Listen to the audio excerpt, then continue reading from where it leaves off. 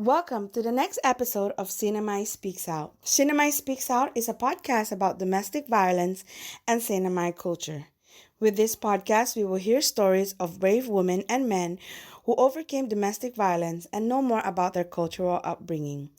I'm your host, Jen Taman, and today we have the privilege of hearing from one of our amazing counselors here at the Community Guidance Center, Mr. Joseph Villagomez. Welcome and thank you for being here. Hi Jennifer, greetings. Happy to be here. Oh, thank you. Thank you for doing this with me. No, very honored.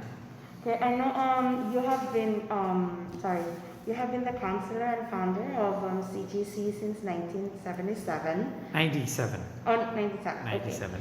Okay. Could you please tell us a little bit more about your professional background? Sure. So I went to school, elementary and middle school here on Saipan. Then I went to high school in Guam. And then I went on to undergraduate in Washington State University and graduate school in the East Coast of the United States. And then I focused specifically on addictive behaviors. And I lived in Boston for a long time, and I worked in a public detox facility that dealt with people with substance use problem and also underlying medical conditions. I returned home in 1993 and worked at then mental health was being addressed under the Division of Public Health. And then an opportunity arose that they gave us some funding to create the Division of Mental Health. And we did that in 1997.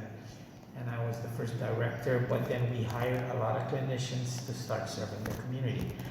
And I took a hiatus of about 11 years to become Secretary of Health. Then I spent about 8 years in family court, and now I'm back happily at CGC as the clinical supervisor for treatment and recovery. Wow, what a background. That's so inspiring. It seems like a long time, and it is a long time, but it's a field that I really, you have a passion for. Like anybody, teachers have a passion for teaching, and engineers for engineering. This is me. I felt that this was a calling for me, and I enjoy working with the wonderful people that come to us to get help. Well, you know what? On behalf of everyone, thank you so much for being one of the counselors here that we can always talk to, and thank you for the service that you're providing. Sure. So usually CNMI Speaks Out is about domestic violence and CNMI culture, but I know that it's been proven that domestic violence and substance abuse kind of collaborate with each other. Right. Can you just a little explain how much of a factor is substance abuse to domestic violence, or vice versa, domestic violence to substance abuse? Okay, I think that's a great question. Because people perceive that the reason why they may hurt their loved ones is because they are on drugs. And while that may be true, the reality is that people can still hurt their loved ones and not be on substance abuse. Right. And so we get a lot of referrals from different entities. The bulk of our referrals come through the court system. And it's easy to pick those cases that may be drug related and domestic violence related, because they're charged with domestic violence, right?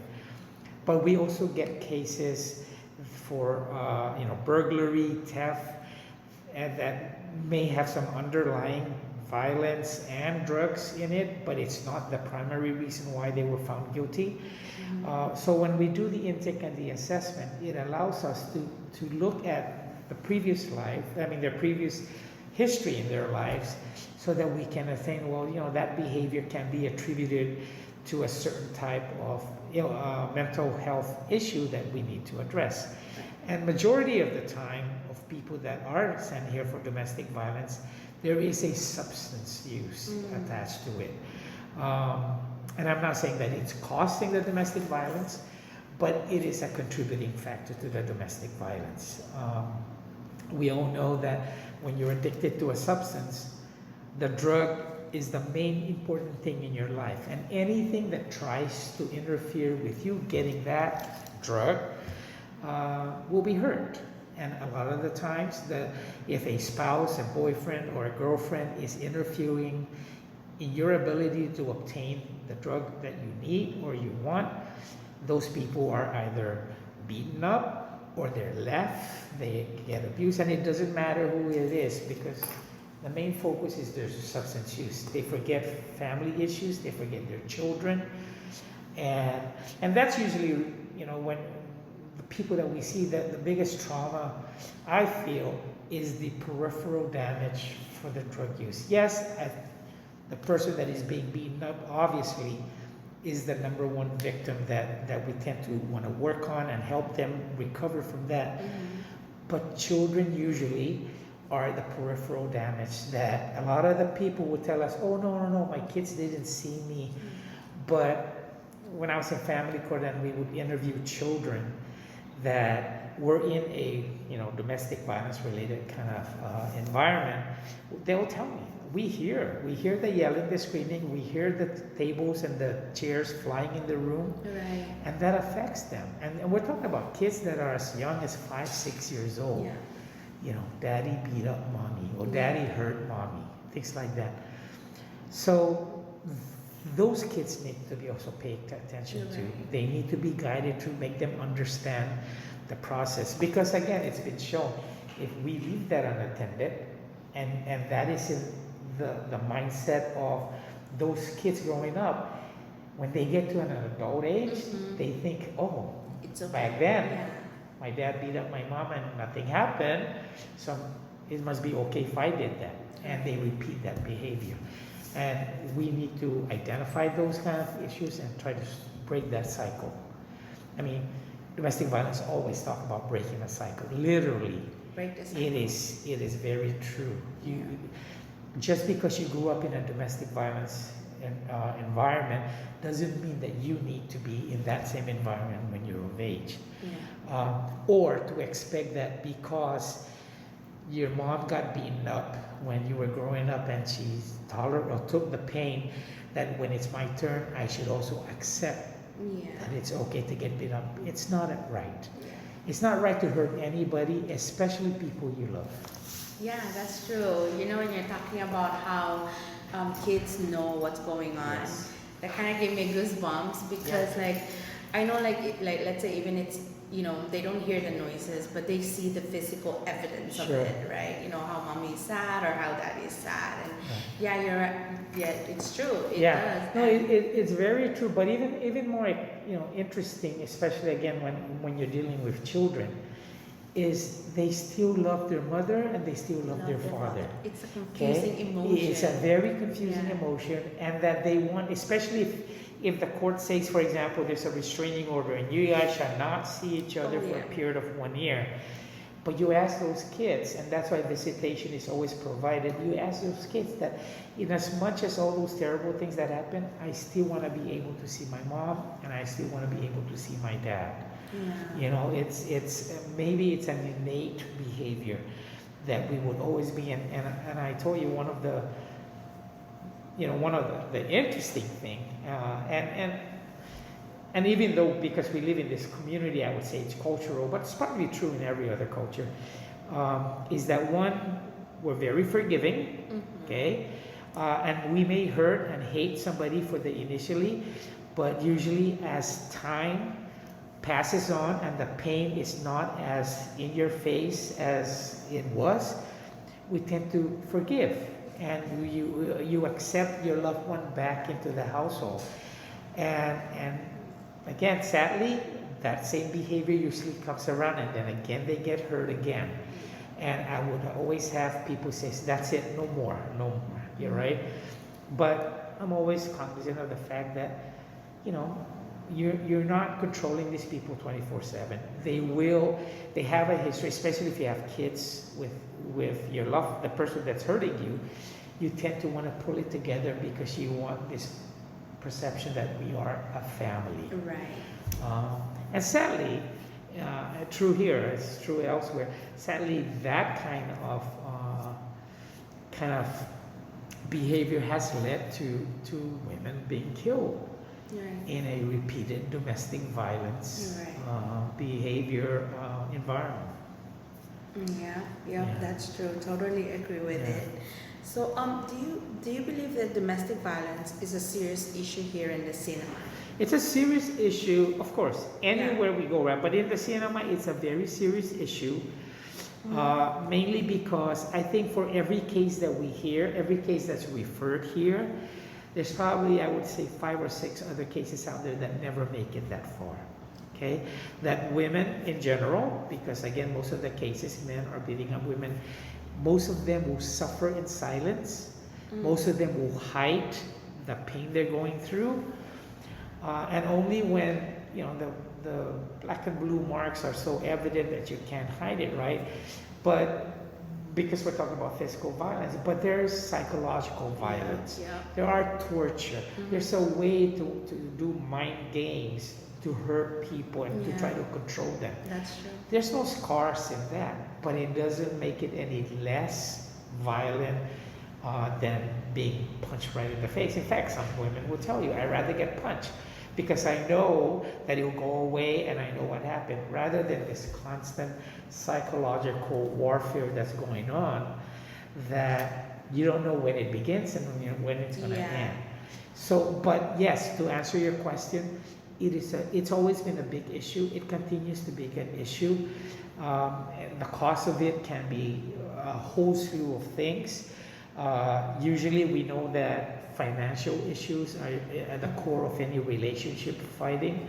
But even with the current situation, with the pandemic going on, when your life's been uprooted and your normal routine has been changed, and now you have to worry not just, for example, that you may not be making enough money or you got laid off from your job because of the pandemic, but now kids are needing to be at home because they are online. I mean, there's so many pressures in each of the family members, and sometimes that pressure, if left unchecked or not addressed, can lead to a violent behavior.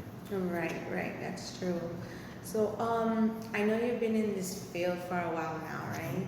So over time, do you think domestic violence has changed? Like how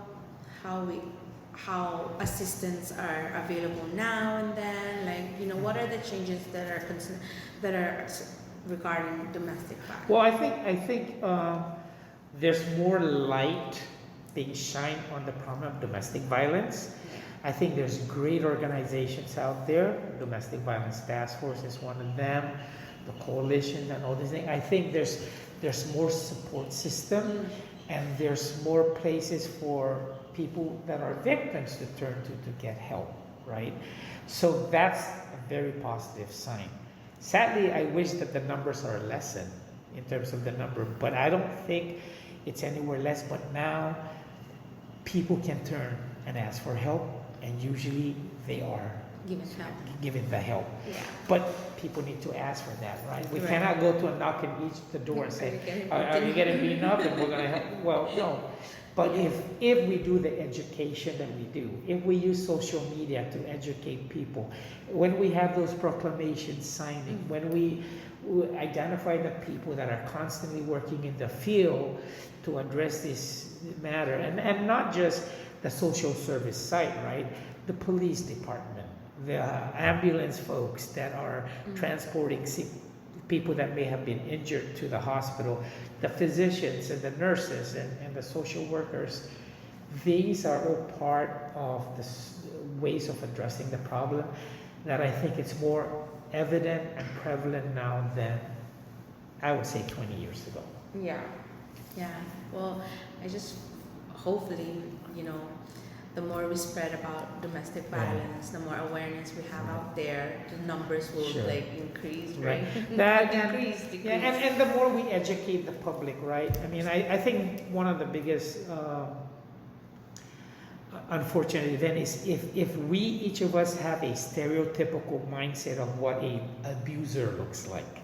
Okay? He came from this house, or they're poor economic standards, and therefore he must. We have people that are well-to-do in the community, that are have all the resources in their livelihood, yet can still end up being an abuser themselves. So let's get that mindset off. about what is a stereotypical abuser. I tell you, the possibility of anybody becoming violent at any given time, at whatever resources or background you have or education you have, it's there, and that should never be ruled out as, oh, it can't be domestic violence because of that, or he can't be beating him or her up. Yeah. It can happen to any one of us, and we're hoping that there's more help and programs, especially even here from the Community Guidance Center, that will address some of the abusers, right?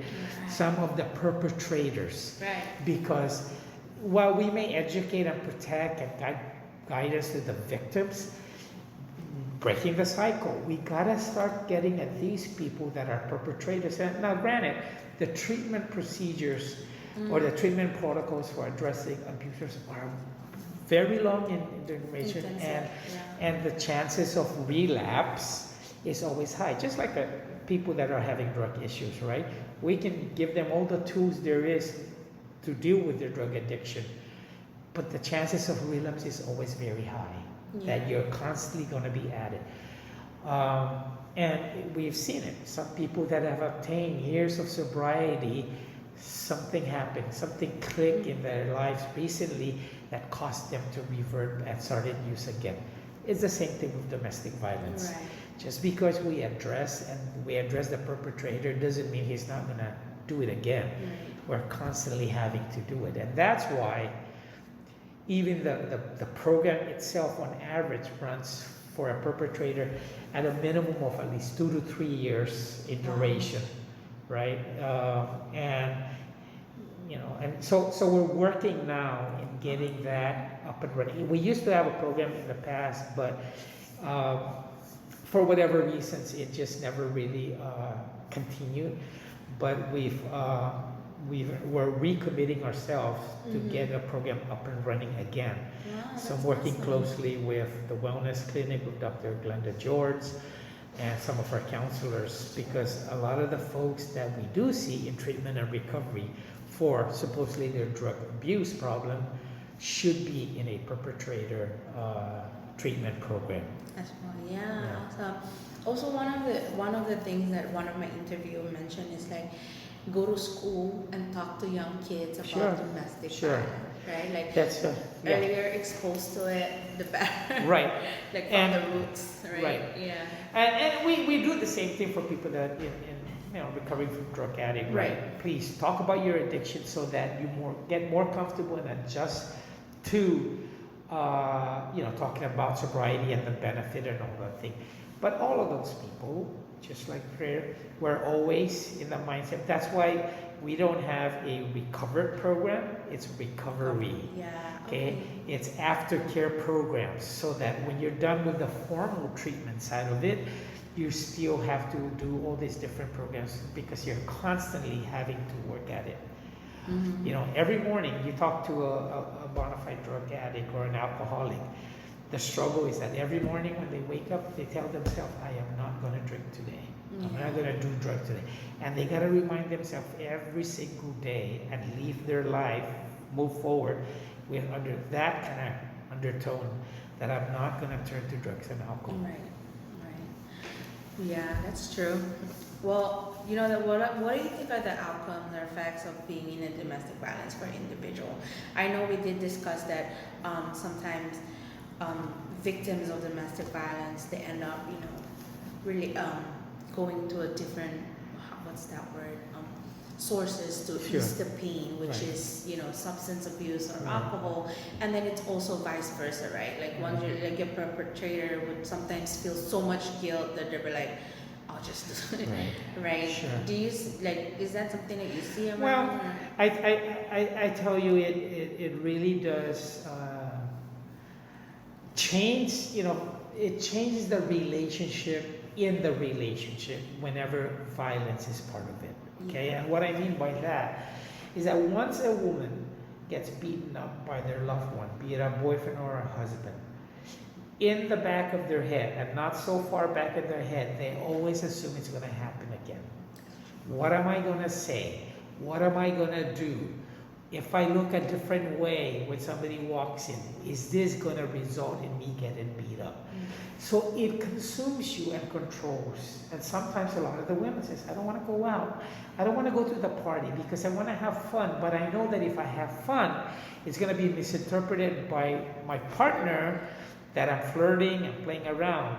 And they're not going to act up in front of everybody else. But man, get in the car on your way home, even before you get home, and you get hurt. Yeah, that's true. Right?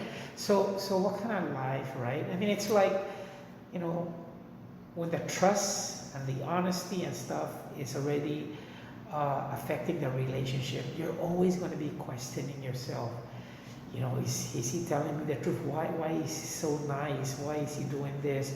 Or why is he accusing me of cheating on him when that's not even in my mind? Those kind of stuff. And sadly, a lot of that, if you're using drugs, is a side effect of the drugs. You know, everybody that deals with people on methamphetamine will tell you why he's always, when he's high, he's fine. You know, maybe he can act up. But once the drug is starting to wear off, I'm sleeping with everybody around me. I am cheating on him. I am stealing from him. You're told the police about me, and now they're coming, and the paranoia kicks in, right? And that paranoia can lead to domestic violence because you say, why did you do that? You know, why do you have a bruise on your arm, even though you hit yourself cooking for the family? And they, are you cheating on me? And then they get beat up. Things like that. So once it creeps into a family, I tell you, it's going to take a long time for that trust and honesty to be regained. But I don't think you'll ever go away. You're always going to assume, is it time again? Yeah. Is it time again? It's already been 2 years since the last meeting. Is it going to happen again? So that kind of controls you. Yeah, that's true. I mean, I did experience that, you know, sometimes I'll be like, can you, like earlier you were saying, like, you know, they rather get beaten up rather than the psychological. Yeah, and I literally would ask, like, can you just hit me? Yeah. Like, can you just hit me? Can you stop saying those things to me? Just hit me. Like, yeah, I get it. Yeah. So, and you know, as we speak today, talking about this, sadly, there are people out there that are going through this process right now, suffering, right? And I hope people will listen and people will reach out. And so that's why, not necessarily that I applaud, but I'm grateful for people like yourself that are able to talk about it and share firsthand experiences, right? Because even with drugs and alcohol, I learned a lot from my clients, my patients that are using drugs, okay? I've never smoked methamphetamine ever in my life, but I don't need to smoke it to understand what it does. So when I listen and they tell me and I study in the books and I know what are the side effects, because I would ask them, teach me to understand what's going on so I can help other people, right? So this paranoia, this belief that you're cheating on me and so on, it's not that I've gone through that, but clients of mine have told me this is what happens. Right? It empowers them to share what happens so that I learn, so that when you repeat it to others, even before they talk about it, say, okay, that happens to me. I do that a lot. Yeah. And even telling women that are the victims of it, be careful, because once you hear these kind of thoughts, be careful. Don't escalate it by throwing more fumes to that or fire to that. That's true. Gas into that fire because it will explode. So I know you've like encountered survivors of domestic violence, right? Do you think that their culture or their cultural upbringing plays a role of that for them to stay longer in the relationship or leave the relationship? I know you did say that us as a culture we are very forgiving, right? Yeah. Well, I similar to what we see elsewhere in the world and the rest part of the U.S. Sadly, some women feel that they need to stay in a relationship for financial reasons. Okay, he's the breadwinner. I'm supposed to stay at home. I don't have the means to stand on my own 2 feet to go out and work. I never went to school, and so on and so forth. Right? So sometimes women feel that they're stuck in that relationship. Not true, but what do we do, right? That's their thinking. So a lot of the times, those women that are receiving treatment for or therapy for those kind of issues are being empowered to tell them, you can go out, you can get out of that cycle, and yes, maybe you do have to put in more time to get your GED because you dropped out of school early on and so forth. But one step at a time, you can do that. So women can do. Others, again, are born caregivers that they feel they can help you with your problems. Your drug use, I will tolerate all the pain because I know I can help you get over it. And once I do that, then it's not going to happen anymore, right?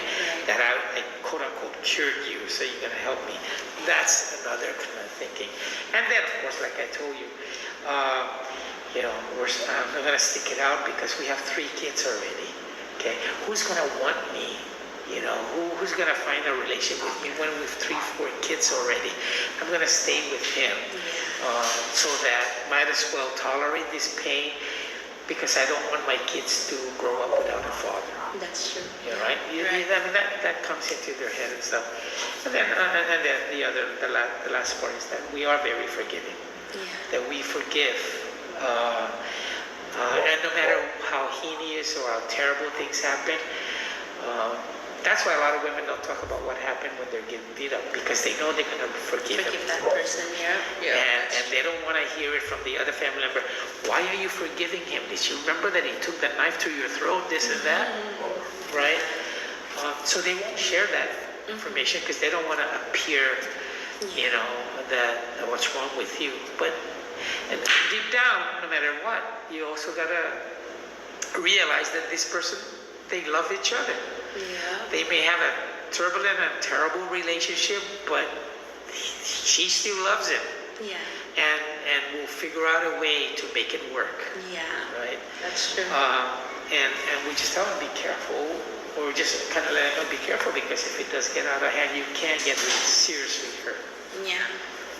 So how do you think that the cultural, like how we are raised, or our culture kind of have a influence of how our family, perspective on domestic violence?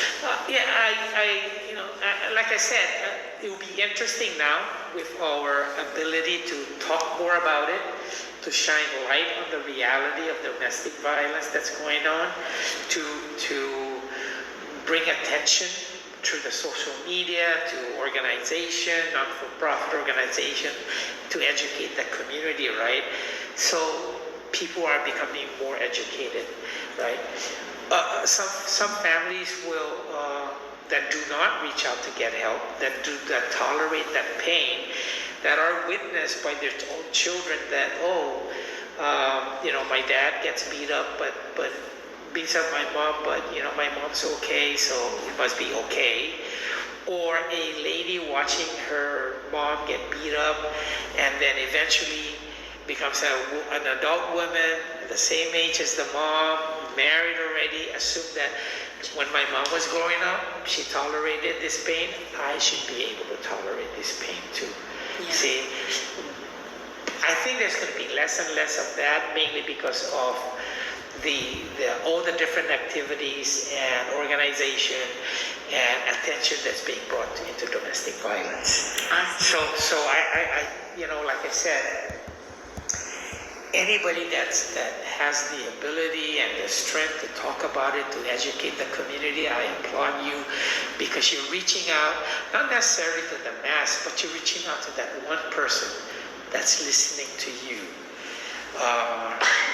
out there, that is saying to themselves, that's me, and if she can be there, if I can have my own podcast, right? And you get to that point. I mean, if you look back, not to listen along when you were not in that situation, you probably never figured you were able to openly talk about it and understand what's happening, and that prevent it from happening again. Right? Yeah. I think it's very important, because we would always tell people, I understand if you want to break up in this relationship, you want to leave him because you're not going to, I applaud you. But I would always tell them, just like I would tell people that are using substance abuse, that they're developing, I said, don't continue to have friends with people that are using drugs. That's true. Because you're going to end up doing it, right? Yeah. So for people that are in a violent relationship, I say, look at what happened in your relationship. What were the signs? What were the symptoms? Educate yourself. Because if not, you may end up with the next person being the same as the last one. Yeah. Right? You gotta understand. So, well, this is what he did before he started beating me up. When you're seeing trends like that in a new relationship, you gotta alert yourself. Watch out. This may be the same thing again. Yeah. Right? So do you believe that the CNMI community is responding adequately to domestic violence? I'm sure we can always say that we need to respond more, right? Every time I get a referral that says domestic violence, assault and battery, domestic violence. Every time I see that, I said, well, we still have a lot of work to do, right? And like I mentioned to you on the onset, I cannot even give you a profile of what to look for as a possible domestic violence case out there. I see it in every different cultures referring to us. I see it at different ages. I see it at, at very different level of education versus not educated, so on. They come from every walk, right? So there's no one particular that's the profile. But the more we learn from it, the more we sit down during the process and educate, and not so much put blame that you did this, but to understand why, what caused you to do that, to understand that mindset will allow us to get more information to really work at breaking that cycle. Right. Okay?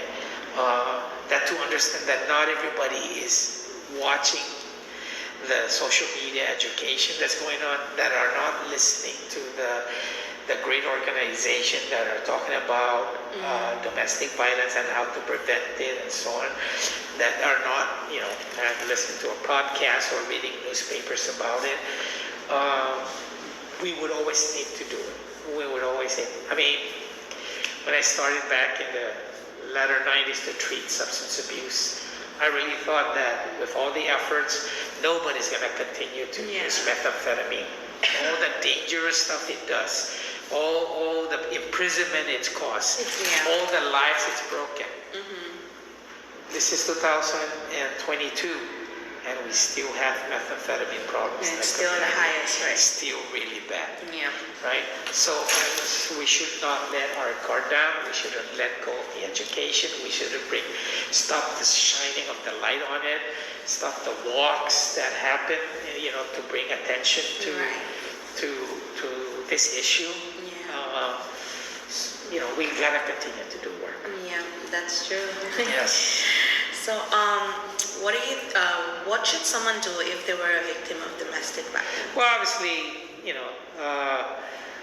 I think the coalition for domestic violence and stuff would always be educated. Reach out to us. They have signs all over the place, so that I think it's not so much what should they do, but I think it's for the people around this person to be offering more a compassionate and listening, and not necessarily giving advice. A lot of people that are victims of domestic violence are not looking for advice what to do. They cannot know what they want to do.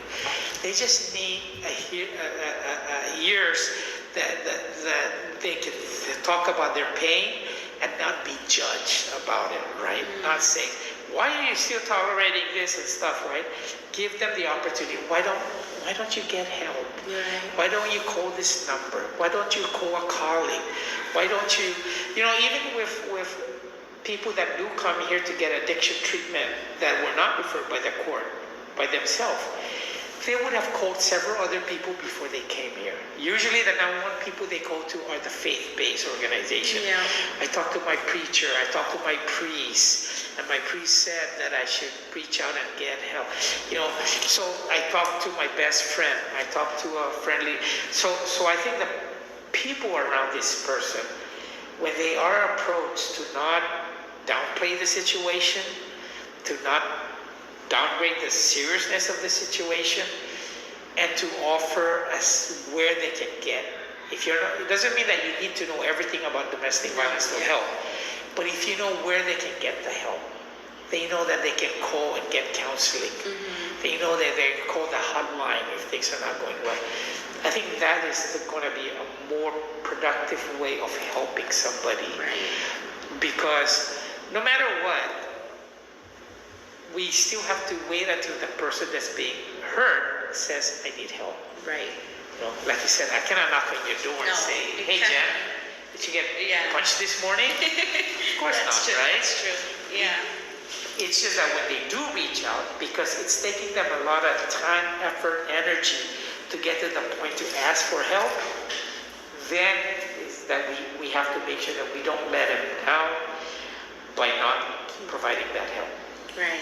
So speaking of help and assistance, what are the assistance that CHCC can provide? Okay, so honestly, for us in treatment and recovery, it is, you may enter here because you're addicted to a drug, but we will address all aspects of it, of the individual, right? We check if there's depression going on, what else is going on. So we check thoroughly, and we put that as part of the treatment plan. We put them through education, okay? For example, anger management in and of itself is not going to prevent people from becoming angry. However, we give them the tool, okay, so that when they do feel that they're getting up to that level, they know what they can turn to. And anger management is not by accident that it's 12 weeks long, 12 to 15 weeks long, because the first 6 weeks, nothing registers really. You're there, I'm being forced to be here, I really don't want to listen to Joe, I don't know why I'm doing all this stuff, those kind of stuff, right? I'm doing this because the court says I need to do this, or my wife said I need to do this. But I tell you, by that 6th, 7th, and 8th week comes around, they start focusing on themselves. Yeah. Right? And that's why it takes a long time before eventually you're done with blaming everybody else for your problem. Now, what is your role in this problem? Right. Yeah. How can you contribute to make it less of a problem? Right. Right? So anger management will be it. There are some aftercare programs. There are social support that we put people together with similar issues so they can help each other out. Of course, we have the regular, the normal 12-step programs that people can attend for their addictions, mainly Alcoholics Anonymous and Narcotics Anonymous. There is the Al-Anon in the community now, and these are for family members that are living with somebody or have lived, that having issues, difficulties in their life, that now the family is going to see how they can contribute or how they are affected by their behavior, and how can I make things better. Providers that we would always encourage people that come here to community guys. And of course, if we find underlying issues, if we find that there is depression going on or anxiety going on, we will refer to our other clinics within CHCC, like the wellness clinic. If children are involved and they're having issues, emotional, behavioral issues, we will refer to the systems of care who deals with the younger population. If somebody's suicidal or have thought about suicide or is concerned about maybe they're suicidal, we have the suicide prevention programs. Right? So we try to reach out. Sometimes some of our clients need to be on Medicaid because they need to have medical checkup as part of the thing now that they're getting their life back together. We would hook them how to apply for Medicaid or where to go to get food stamp or WIC and all those things. So we try. Well, we have to reach out to all of this. We cannot be it to everybody. Right. But there are resources out there that people can reach out to, and sometimes all it takes is us to just point the light to them, and then it goes That's well. awesome. And then they can just call your number. Yes, they can call 323-6560 if they want to come in or to request for an assessment intake. They can call that, and we can get the information over the phone. And what I do every once a week, is we meet with all the clinicians to pass out the cases. We discuss it first because sometimes some of the clinicians go, oh, I cannot take that person because I'm related to that person. Oh, okay. Or I've had other cases in the past with him, there's some conflict or some issues there. So then we would pass that around and address that. But we do that every week, and then they call the clients and they set up the interview for the intake, and then we do an assessment and come up with a treatment plan. Right. Okay, that is specific to that individual. And it may be that they participate in different groups that we have, or they have one-on-one counseling with a counselor, or other services that we need for them to participate in. Okay, wow, that's so awesome. Yeah, and sometimes some of them do need to be in a more residential type setting because they don't have a house.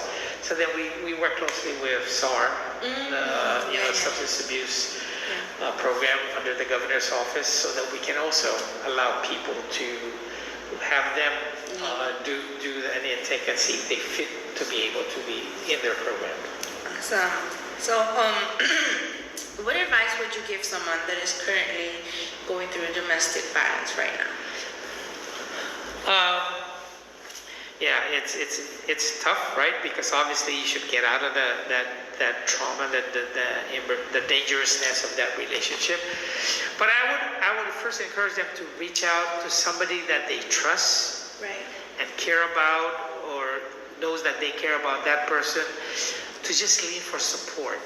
But don't suffer in silence. We would never be able to know how to best to help you if you just suffer in silence and tolerate all that stuff.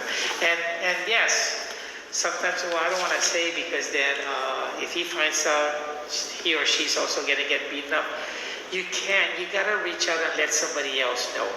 And if you have an idea of how best to address your situation, if you're looking for a safe place, there are safe homes around here, shelters around here, that at least take a break from that, and then you can have a clearer head to decide how best to go about it.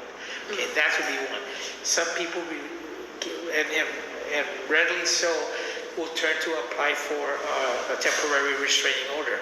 And I know that TRO, through the family court program, and in front of Judge Kim Tenorio, they take this seriously, that if you file for today, she reviews it today and approves it, and the police officers are given and the TROs in place, and then you will have a hearing within 10 days whether a permanent order of protection is to be in place or not. And then you put in things like child support or financial support and so on. But do something to address that problem. It's hard to say this, you should do A, B, and C, because it depends on the individual. But reach out and ask for help. Talk to somebody you care. Talk to somebody that you know will try to help you and not necessarily judge you. And of course, the people that are on the other side of that thing, be mindful and open and willing to help the person that's in pain, and not necessarily question, why did you stay in this relationship? How come you don't go out and stuff? That doesn't contribute at all, right? Yeah, that doesn't help. And sometimes this may be the 4th or 5th times they come to you, but at least they're coming to you. Yeah. And always reach out to help that individual, because we know already potentially not being heard of and stuff can result in a fatal situation. Yeah, that's true. Right. Well, thank you so much for doing this with me. You're awesome. Thank you so much. No, it's a pleasure. And I applaud you for doing this. And like I said, some of the people that are listening to you probably would not know or learn about what is available and stuff. But through this program, you're reaching out. It's just one of the solution to the problems that we're having. So keep at it. You do reach out to people. Oh, thank you so much. Glad to be here. Yeah. And let's hope 2022 works out to all of us, right? Thank you for your time. Well, there you have it. That's the end of our podcast for today.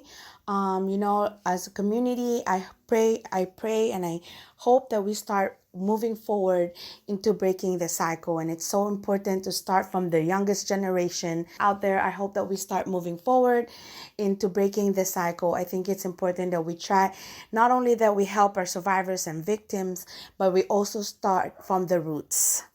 So thank you all for listening, and I hope you all enjoyed today's episode. And please tune in again with us next week as we talk more about domestic violence and CNMI culture. Lastly, if you are experiencing domestic violence and know someone who might be experiencing domestic violence, like Mr. Villagomez said, don't suffer in silence. Reach out, call someone, talk to someone, let someone know. But you can also call 911 and our victim hotline at 670-234-5100. Thank you and see you all.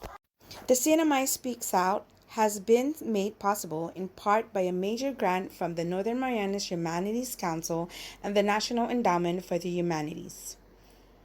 Any views, finding, conclusion, or recommendation expressed in this podcast do not necessarily represent those of the Northern Marianas Humanities Council or the National Endowment for the Humanities.